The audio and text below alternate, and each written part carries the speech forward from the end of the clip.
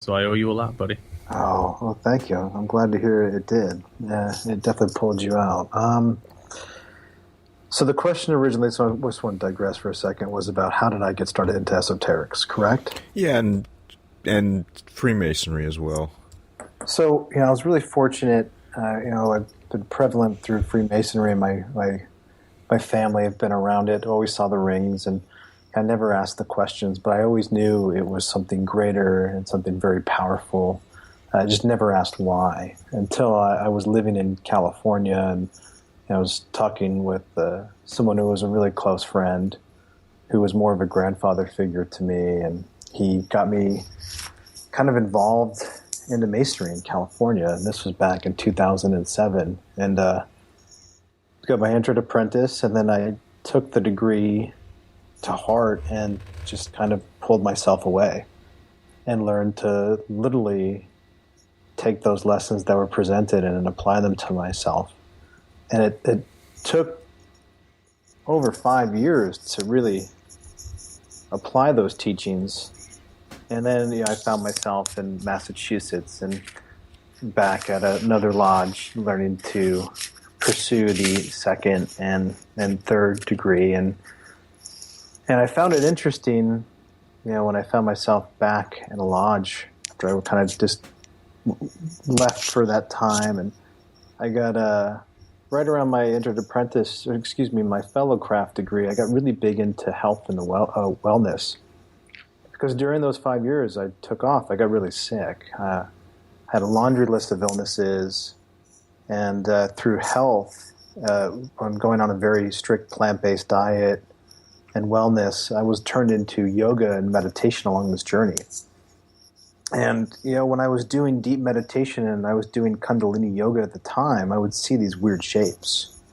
And I didn't know what they were. I thought they were figments of my imagination. It was really, really clear. It was these sacred geometry. And at the time, I didn't know what it was, but they were chakras. So that's what kind of was like the thread that started to, weave me down the rabbit hole and start to study occult anatomy and studying esoterics and chakras. And during this time, I was really fascinated that I thought it was my imagination, but I was having outer body experiences and what a lot of cultures and mystic sects would call astral traveling.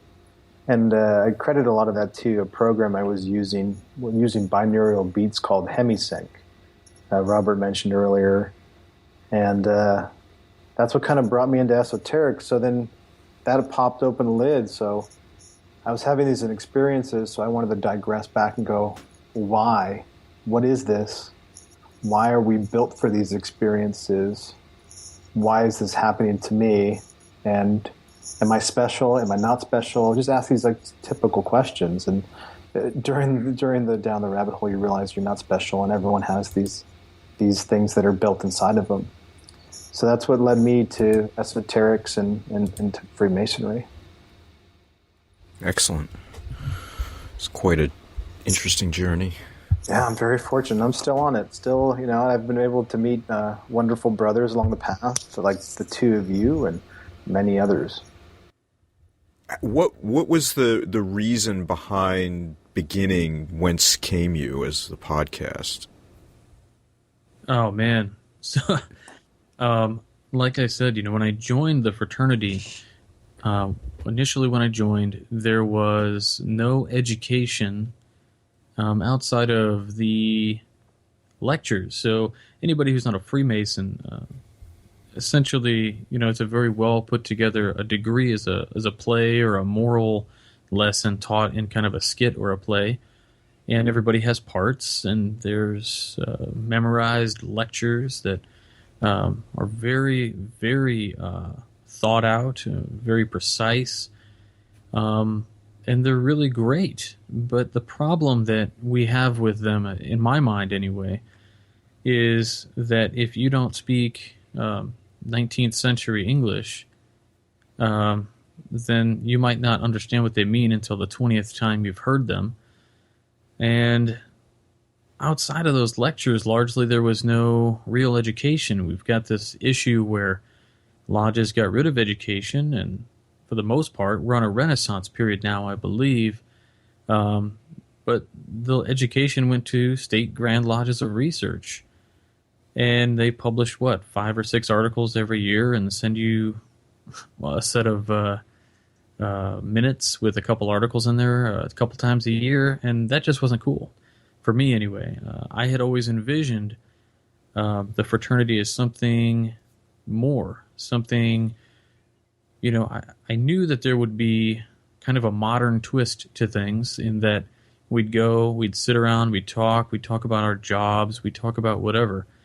But sitting around in a room with a room full of guys going through a guided meditation per se was not outside what I thought would happen. And holy cow, like that would never happen. No, it would just never happen. Like, right. They'd be like, "What are you doing?" When I asked about circumambulation on an altar, the response I got was, "Circumcision? What are you talking about?" I instantly felt like, to a degree, a lot of these guys have been in the fraternity for a long time, and they've been minding the store. They're masters of floor work. They're masters of ritual. But, it's like when I was 8 years old, I asked my dad, I said, "Dad, why do the strawberries have the seeds on the outside?" And he took a sip of his beer and he looked over at me and he said, "That's a good question, son." And then he looked back at his friend and started talking again. These guys, they don't always know the answers to these complex questions, and they don't have resources either, because at the time, in my lodge, the library that we have today, it was a storeroom. I cleaned it out, and I found all these great books. And I found old short talk bulletins and all these other great things, and I started reading them, and I thought, man, these are great. And constantly listening to Scott Blaskin from the Digital Freemason. And I said, well, wouldn't it be really cool if I could add to that, if I could somehow supplement what he's doing in addition to. And so I did. I bought a podcast kit for $99, and I sat in front of my PC, and it would crash all the time, and I'd end up having to re-record everything, and it was a total nightmare at the beginning, and audio levels were all over the place. But really it was, hey, if I'm going to sit around and spend the time to read these, how many brothers would be like, oh, I don't like to read, but I do books on tape, or I do books on CD or audio or whatever. And how many brothers would just sit down and go, well, hey, let me listen to a paper instead of read a paper. So it was kind of born out of the idea that if I'm going to spend the time, I could record it, and if somebody wanted to listen to it, fine. If they can get past my nasally voice and listen to a podcast, then that's great. And at the time, I didn't really know how popular podcasts were. I got turned on to the idea of just buying a microphone for no real reason, and then I thought, well, neat, a $99 podcast kit? That's great. And that's kind of how it started. And it took off from there. After I had no intention of doing a weekly show, and it turned into a weekly show because after the first week, I had released it, and of course I didn't know anything about what I was doing. I'm doing all of these, I'm literally typing direct questions into Google and getting these response back about, how to post a podcast and do all this stuff. And there was all these nightmare scenarios that we're going through, and I couldn't find a place to host files. I didn't understand any of it. And finally it just got up, and when I finally saw we had 1,000 downloads in a month, and I thought, are you kidding me? 1,000 people listen to this, or maybe, 600 of them listen to it a couple times, or, what was the drive here? Where's the market for this? And I shortly found out later that, there were a couple podcasts that had come out before me, which were, I think, let's see, the gentleman, Corey Sigler from the Working Tools magazine had a podcast for a little while. There was There's a couple guys who were doing another Masonic podcast a while back. The audio quality was kind of poor, and that was kind of a driving factor too. Was I wanted to make sure that the audio quality was top notch, because as somebody I was a musician for a long time. I'm kind of an audiophile, so I was messing around with that. But there was a need that's what we did. There's guys who just want to listen to it and they don't want to read. And there's guys who are on the road. They're trucking. They're Masons, and they don't always have time to go to lodge. So that's kind of the podcast, and it's evolved over time, and it's just been an amazing journey. We're on like episode 234 will be coming out on Sunday, and not all the episodes are an hour long. Some episodes were 6 minutes. I was sick, and I put something out just to say hey to everybody, and thanks for continuing to watch the show or listen to the show. And as time evolved, we kind of realized that we were talking about things like history, and we were talking about the origins of appendant bodies, and we went through all of this stuff. So eventually, there was a need to go even farther into Freemasonry and the esoteric, and we have to tread lightly because, again, we're in this Renaissance period where Freemasons are older gentlemen, and some of them are not into that. I mean, they look at you like you're a Satanist or something when you bring up some stuff. And I really don't. I mean, I understand why. I mean, there is a part of it, and we're not kidding ourselves when we say that. Part of the issue of misunderstanding esotericism or occultism is literally just religious fundamentalism. And it happens. So we have to tread lightly. So I was really always trying to kind of ride the razor's edge, as it were. A little bit of history and kind of test my foot in the water, put my toes in the pool and see what they were thinking. If I would mention, certain elements of the esoteric or the ritual, or God forbid you call it an initiatic experience. You're turning on somebody's like kind of a rebirth, as an initiation for the modern age, and we kind of tested the waters, and we started getting like really good responses. And in the beginning, we had a guy come on named Matt Honacki, and Matt was phenomenal. And he was full blown right into the deep end. I said, just go for it, Matt. And so he did. And we got a tremendous response. Some people said he was nuts. Some people said he was awesome. But the overwhelming response was that, it was kind of like a salad bar. You pass what you want or take what you want and pass what you don't.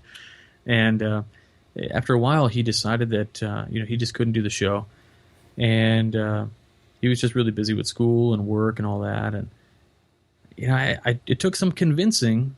I said, Frater, you gotta come on the show, do a show with me, man. And he was like, I don't know, man. I don't know about doing that. And I said, come on, what's it gonna hurt, man? It's just your voice. Well, what if people hear? What if who cares?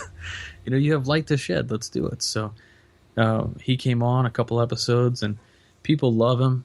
They love everything he has to say. Everybody's always like, oh, he's such a guru. He's a savant with esoteric stuff. And, I'm just privileged to share the show with him every other week, and he's been great. Absolutely, yeah, I would agree. I mean, I'd have to say I'm biased, but I mean, the episodes with Frater O are certainly my favorites. Yeah, me too. I mean, I've read enough history, and history is something that we can reach out, we can touch, and we can read it. But when you dive into the esoteric and we talk about things like occult anatomy of man and the symbolism of a temple and a man's body and the, micro and macrocosm and everything in between, we're just so much more free and fluid to explore and experience thoughts together. And, it's been really a special experience to be able to share that with him. And so, every other week he's on the show with us, and he takes time out of his schedule to do it. And it's just been a great experience. And I think that's kind of the direction the show has been trying to move toward, is to bring go from a historical with a teeny bit of esotericism, and now we're almost at this 50-50 level